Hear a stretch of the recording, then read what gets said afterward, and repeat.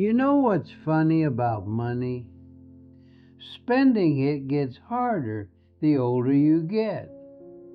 Not because you have less, sometimes you have more than ever, but because your brain turns into a miser.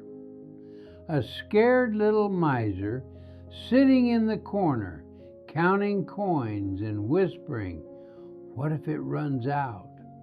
What if this is all there is?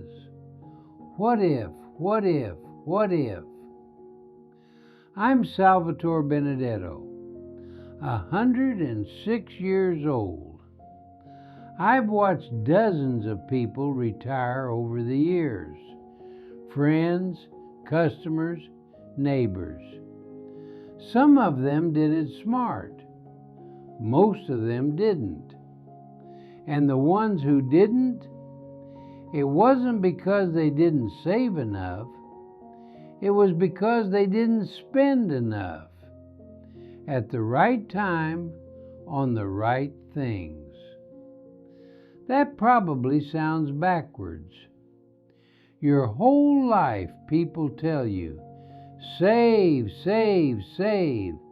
Don't spend. Be frugal.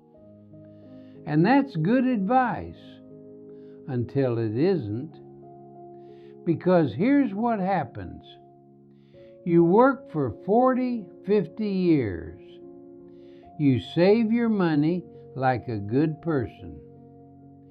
Then you retire. Your paycheck stops, and suddenly your brain goes haywire. Every dollar you spend feels like a dollar you'll never get back. Every purchase feels dangerous. You start convincing yourself you can't afford things you can absolutely afford. I've seen it happen to the smartest people I know. Engineers, teachers, accountants, people who could calculate exactly how much money they had. Paralyzed by fear the moment that steady paycheck disappeared. So let me tell you something. There are things you should buy before you retire, while you still have income coming in, while your brain still feels safe enough to spend. Because once that paycheck stops, trust me, it gets harder. I'm going to give you 10 of them. Not because I'm a financial advisor. I'm a cobbler, for God's sake. But because I've lived long enough to see what matters and what doesn't. And because Gloria, my second wife, God rest her soul, she was a nurse for 40 years. She watched people at the end of their lives, and she told me things about what people regret, things about what they wish they'd done differently. So sit down, pay attention. This might save you years of frustration. Number 1, get your body fixed. I mean it. Whatever's wrong with you, your teeth, your knees, your hips, your eyes, fix it while you're still working. I had a customer, Vincent DeLuca, retired in 1987 from the phone company. Good pension, good savings, everything lined up. But he'd been putting off his dental work for years. "I'll do it when I have time," he always said. Well, he retired. He had time. But now he was on a fixed income, and suddenly those crowns and bridges seemed too expensive. Medicare doesn't cover dental. Did you know that? Most people don't until they find out the hard way. Vincent spent the first 5 years of his retirement with teeth that hurt every time he ate. Couldn't enjoy a good meal. Couldn't bite into an apple. All because he didn't spend the money when his employer's insurance would have covered most of it. So here's what I want you to do. Make a list of every health thing you've been putting off. That knee that bothers you when you climb stairs, get it looked at. Those glasses you've been squinting through for 3 years, get new ones. That tooth that's been sensitive, fix it now. Your employer's health insurance is almost always better than what you'll have after you retire. Use it. Use all of it. Get every test, every procedure, every checkup you've been postponing. This isn't vanity. This is investment. A body that works is the foundation of everything else. You can have all the money in the world, but if you're in pain every day, what's it worth? Number 2, fix your house. If you're planning to stay in your home after you retire, and most people do, then fix it now. The roof, the plumbing, the heating system, the windows, all of it. I learned this one the hard way. When Gloria and I got married in 1991, we moved into her place in Crown Heights. Nice house, but old. Built in 1923. The heating system was original. Can you imagine? A heating system from 1923 trying to keep up with New York winters. I kept saying, we'll replace it next year. But I was 71. I was retired. Every time I looked at the cost, my brain screamed at me, that's too much. You can't afford that. What if you need that money later? So we didn't replace it. And every winter for 4 years, we froze. Gloria would wear 3 sweaters inside the house. We'd huddle in the kitchen because it was the warmest room. Ridiculous. We had the money. We just couldn't make ourselves spend it.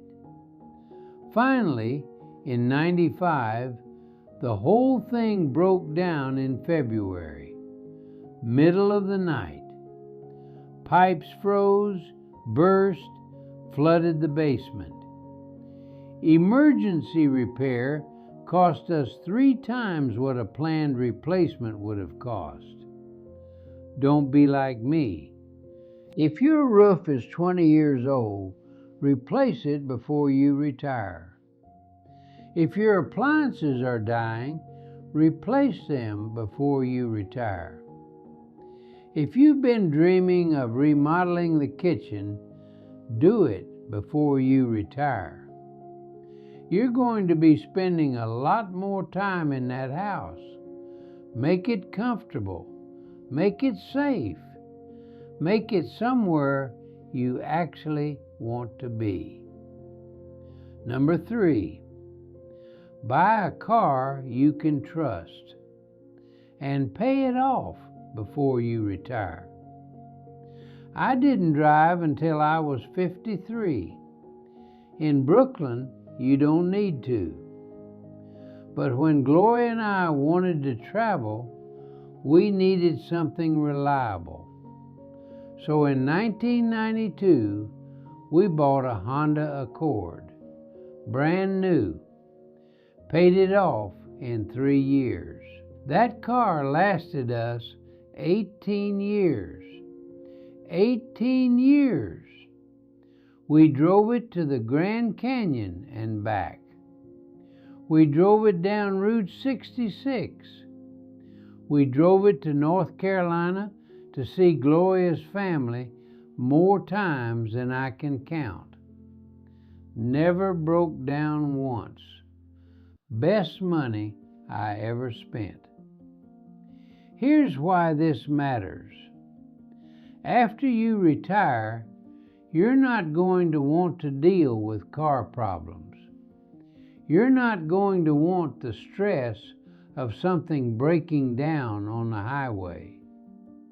You're not going to want monthly payments eating into your fixed income. Buy something reliable, not flashy, reliable. Pay it off while you still have a paycheck.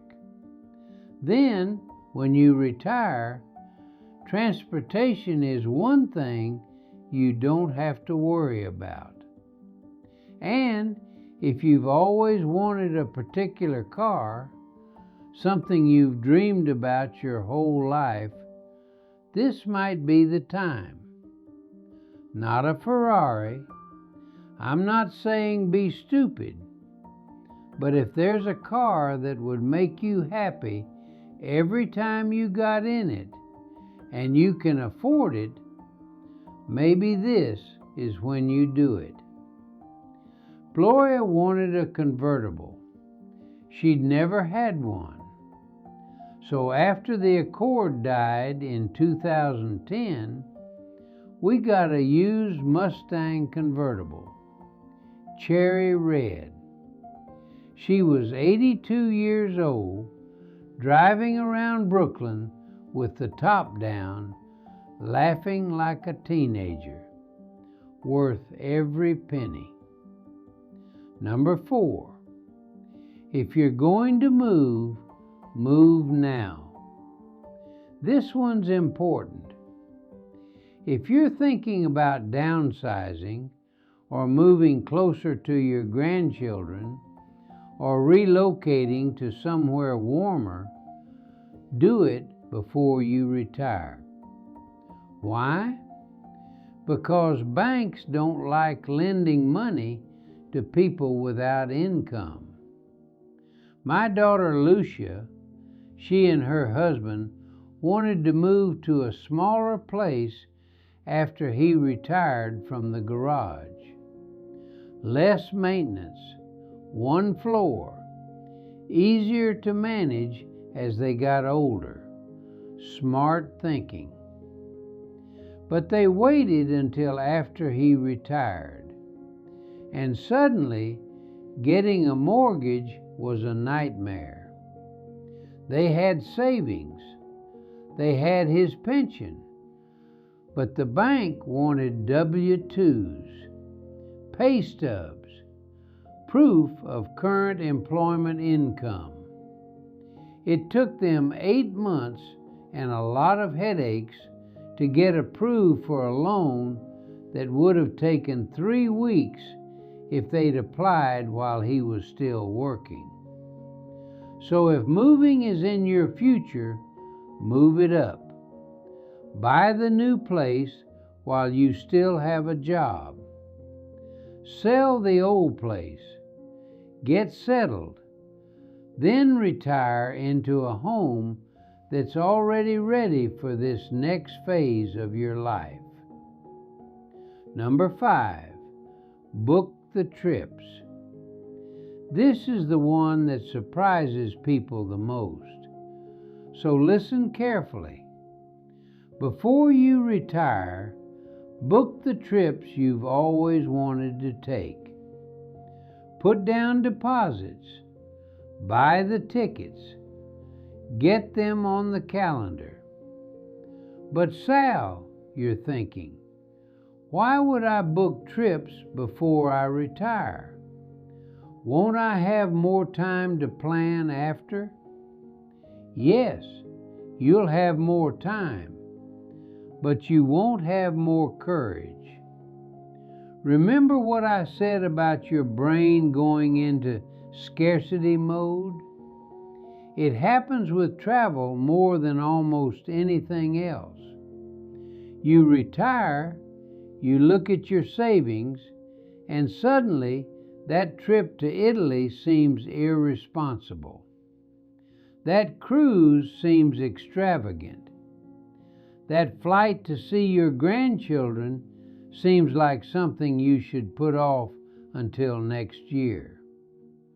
And then next year comes and you put it off again and again. And then one day you realize you're 82 and you still haven't gone to Italy. And now your knees hurt too much to walk through Rome. I've seen it happen so many times, it breaks my heart. Book the trips now. Pay for them now.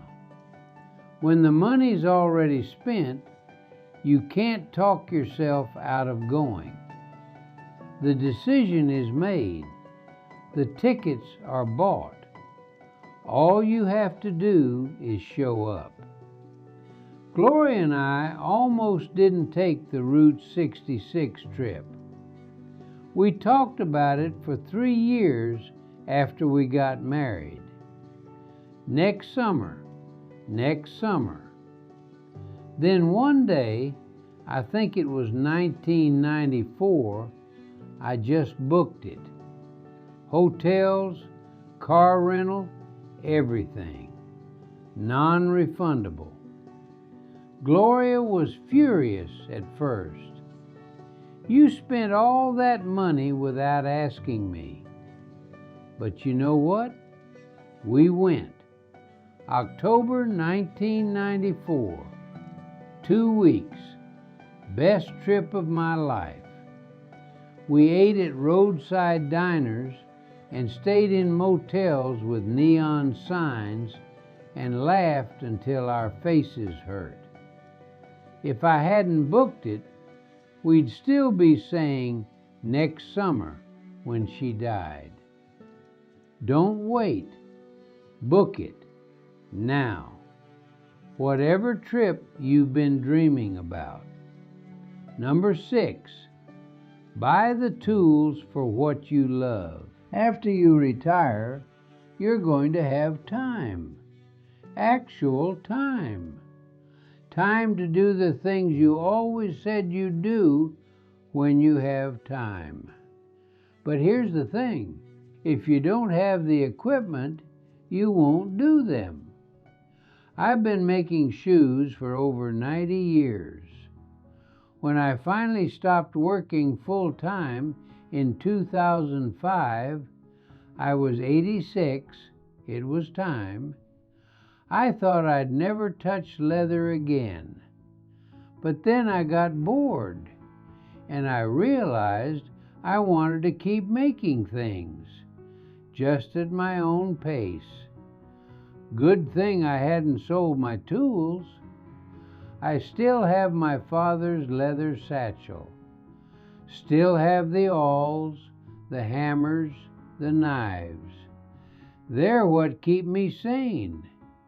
Even now, at 106, I'll sit at my little workbench in the spare room and stitch something. Not for money, just to feel useful. Whatever you love doing, gardening, woodworking, painting, fishing, music, invest in the tools before you retire. Buy the good camera if you want to do photography. Buy the quality fishing gear if that's your thing. Buy the sewing machine, the pottery wheel, the golf clubs, whatever. Because after you retire, you're not going to buy them. Your brain will convince you it's frivolous, that you should wait, that you don't really need it, but you do need it. You need something to do, something to care about, something to make your days feel meaningful. Buy the tools now. Number 7, invest in comfort. A good mattress, a comfortable chair, proper lighting, hearing aids if you need them. These things seem small, but they're not. My friend Bernie, we went way back, knew him from the neighborhood since the 60s. He retired in 1998. Healthy guy, good savings, everything going for him. But he slept on the same mattress he'd had for 25 years because it still works. It didn't work.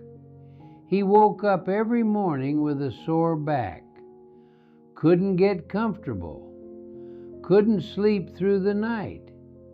His whole retirement was colored by exhaustion because he wouldn't spend $400 on a decent mattress. Your body is going to need more help as you get older. That's just reality. If you need glasses, get good ones. If you need hearing aids, get them now. Don't wait until you're so deaf you can't follow conversations. I waited too long. I didn't get mine until I was 98, and I spent years nodding and smiling at things I couldn't actually hear. Stupid. If your chair is uncomfortable, replace it. If your lighting is bad, fix it. These aren't luxuries. They're necessities for a body that's been working for 70 years and deserves to rest properly. Number 8, set up your home for the future. This is related to fixing your house, but it's different. I'm talking about modifications that will help you as you age. Grab bars in the bathroom. A shower you can walk into without stepping over a tub. Railings on the porch steps. A bedroom on the main floor if possible. When you're 62 and thinking about retirement, these things seem ridiculous.